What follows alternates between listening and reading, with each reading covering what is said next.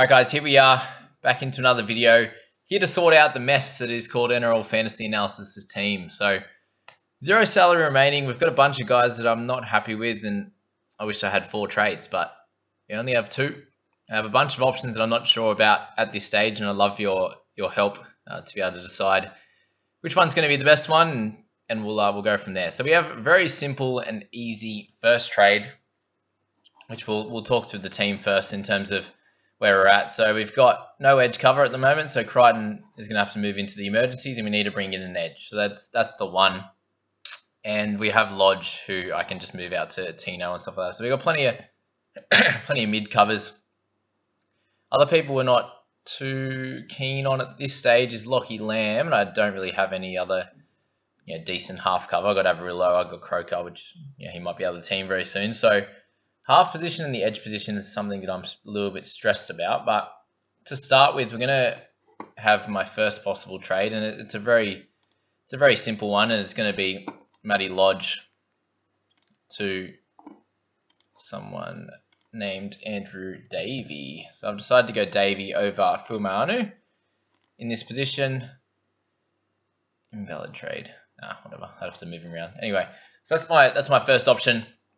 Lodge to Davey gives me the cover in the edge position for the week, and then if he does well, then I'm able to play him over Ricky, for example. If he struggles, Ricky is up against Dave Fafita, so remember that for the weekend. That'll be plenty of fun.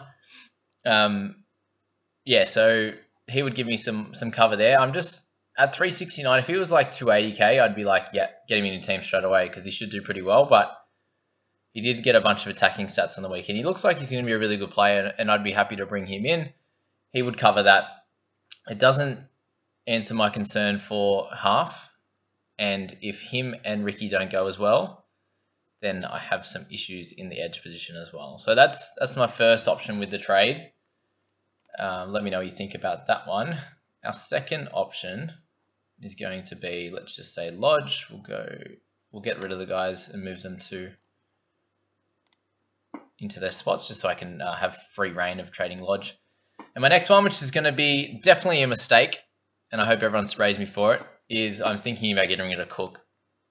He's my only chance, I believe, to really fix the team, and especially the makeup of it. So I'd need a good edge, or I'd need a good second half is my thoughts at the moment. There's 2 guys I'm really interested in. There's David Fafita and Jamal Fogarty. So my personal thoughts is Fogarty's just like the nephew of Nathan Cleary in terms of he just fills that stat sheet. He's not going to be, I don't think he'll average 70 or whatever for the rest of the year, but I think he should be able to get in the high 50s, and he's got a little bit of cash to make and will be a keeper. To see him get 63 on the weekend without doing too much, I think it's pretty cool. So let's have a look at what would happen if I did the Lodge and Cook out. And yes, it's a not great option at this stage, but unfortunately, it's what I have to do to get rid of someone. With guys like Tino and Welch, I could think about possibly moving on instead, but it wouldn't give you enough cash to bring in these guys. So if I did that, I could do a Fogs. And yes, I'm definitely going to regret this, but sometimes you got to do what you got to do. I think I'd be more upset this week if Cook scored 45. Then I would be trading him out and him scoring 75, if I'm honest. I think, that would just break me. I think that would, if I was to keep Cook for a bunch of weeks and he scored pretty poorly, I think that would kill my season. So I'm happy to bite the bullet and go for it now. I just need to improve the makeup of the squad because it's very top heavy at the moment in terms of our hookers and our mids. So that's kind of the thinking with Cook. I know we said don't trade keepers, but there was some tough signs in the trial just with the way that he played, and we thought that it wouldn't translate to the first game, and exactly what happened in the trial game happened in round 1. So you'd expect this week again that against Manly they're going to do really well. He's just going to get the ball out to the wings, and you saw what happened in the Roosters game with them against Manly. They just sent it out wide and to Teddy and the wingers and the centers just absolutely killed it with the half there. So I'm expecting that to happen again. He just didn't look like he wanted to get out of dummy half at all, and in both those games. And yes, he started pretty slow last year, but yeah, this is kind of where I'm at. Let's just have a look at how it looks, and I can go with Fogarty, and I have 519k. So there's two options. I have Capewell to bring in at 517, or I also have Tupanua as well. So they're the two options, and they're both interesting to me. I feel like I'd probably go Capewell over him. If he's getting 65 to 70 minutes, I think he has a good chance of averaging close to 50. This game, he happened to get the try, but in many other games, they had 60% of possession. If they have closer to normal possession, he should get a bunch more tackles somewhere in the 30s and make up for that try scoring. And he's someone that has the chance to go big and then get like a 40 odd. So he's someone that I'd probably choosing ahead of Tupanua. But if we have a look at what that does there, so we remove Lodge being one of our front row forwards, which is fine because we've got plenty of cover for that. We remove Cook. I've got plenty of hookers in there, and I get stronger in the half position, which I feel like I'm struggling at, and then I also get stronger in the edge position. So it then means I don't have to worry too much about Ricky if he has a bunch of a slow start to the year. There's some of my options at the moment. So if I was to confirm that, and we'll have a look at what it's like in the actual team. Once it loads, okay, so I'd probably have I'd move Fogarty in, obviously, sub for Lamb, not that it really matters too much, but you could have Fogs or something like that as a vice. Crichton moves out,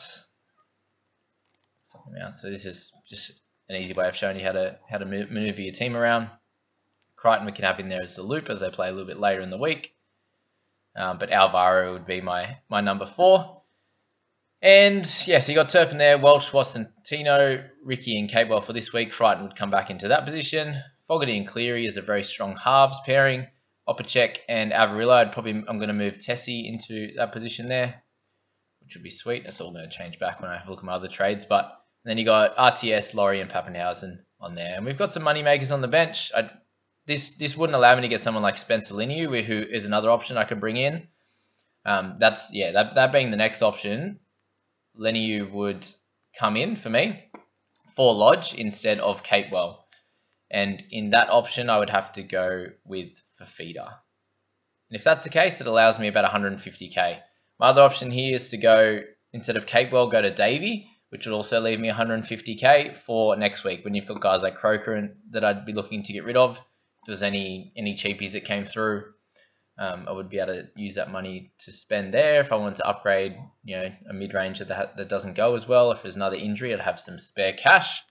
But what do you think? Does that look a lot better? I just feel like it rounds out the team a lot more.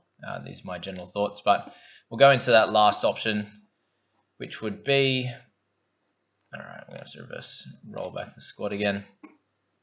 But our last option is going to be maneuvering Cook again. Okay, so here we got Turpin, Little, Brayley. There's just so many options. Up to there. Lodge goes out. Sub back Tino. Alrighty. To that spot. Cool. My then options I have is Fafita. So that's going to cover my edge issues. And obviously I haven't got a shitload of money in the mids either, so that would help with that. So Fafita, and then I have some options. I have 482k, which would be enough to get Townsend if I wanted to improve my halves. But then, yeah, Townsend would be 474, I believe. 474. So I can bring him in, and that would bolster my halves for the next bunch of weeks. I'm not sure. Don't think he's going to go as well against the Raiders as he did against the Dragons. So that would be an option. I then have Spencer. So Spencer leaves me with about 150k. So Linear there. Oops. Yeah, so 327. If I get him in and make that, then you'll see what that looks like there. 155k spare. Gives me some space to do a little bit. Fafita comes in for Crichton, which is fine. Jump and show you how that looks. What do you think of this one, guys? Let me know in the comments. Please hit like and subscribe if you're enjoying this type of analysis, but this is what goes through the head of me in a normal week. Still stressing about Cook, but what can you do? I said I feel like I'd be worse off if he he comes out and gets a 40 odd, which is every chance of doing. Getting, if they smash him, he's not going to make 50 tackles, is he? He's going to make 35, 40 again, and not do too much at a dummy half if he's just getting good service out to their players. So that's the thoughts. Same thing. Alvaro would come up into the interchanges for this one. And then, I've got the 150k spare. My personal thoughts is the other one looks a little bit better. I'm just worried if Capewell was clear to get 80 minutes, then I just pick him up straight away. I think I just go with it and then just work it out for the next few weeks as to what would happen. But yeah, what do you think with those trades, guys? That's my thoughts at this stage. Let me know what you reckon.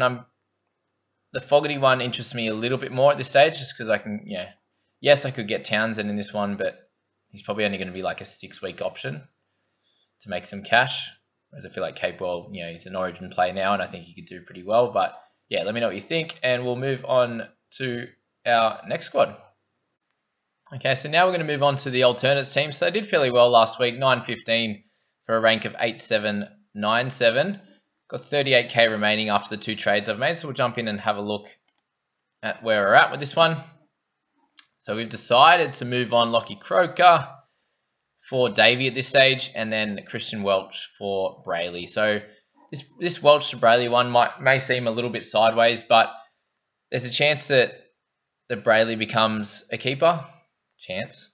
But his potential to make money and score somewhere in the around the 50 mark, I think is pretty high. Where Welch is probably, I'm looking around that 50 mark as well for scoring. So it's probably a straight swap that way. But I think Brayley's at least going to make 150 to 200k if he has a couple of games around the 50 and then the odd 70 game where he scores a try or something like that. He should be able to make a couple 100k for us, with Welch only maybe 50k at most. And I just feel like at this stage it's a little bit of a cash grab, but I think it's an important trade to make in this team, and it also gives me a little bit of extra cash to upgrade a Croker to a Davey. I already have someone like Spencer Leniu, which is good. Don't have Alvaro in this team, but I think, especially if I'm not going to go with Davey in the main team, then having him in here is a good little hedge, I think. But the makeup of this squad looks okay. There's a chance that Walker might get in, so I'm happy with that choice so far. But McCulloch or Fafita as captain. Tempted to go Fafita at this stage against the Broncos, but yeah, either way, it doesn't matter too much. They're both hoping to score around 60. Watson, Twal, Leniu, Fafita, Ricky, Brooks, Lamb, Tessie, and Momorowski. I'm really happy with those centres. And then Teddy, Pap, and Laurie with Little, Turpin, Brayley, and Davey on the bench is really happy with. And if we're looking at our cover, we've got hooker, mid, edge cover, and then also some center coverage, and we have a little bit of wing fullback coverage if Tessie comes in. So makeup, this squad's looking pretty solid, and we'll see how this team goes this week. But I think that was some fairly simple trades to make. I just felt like I had to get Brayley in, and the only person that I could get rid of in this team was Welch at that point in time. Liam's a bit too cheap to be able to do that. But there you go, guys. That's my thoughts on the alternates, and we'll see how that one goes. All right. I said, hope you enjoyed this video, everyone, and please hit like and subscribe if you're enjoying these, and good luck to everyone's round 2 teams. See ya.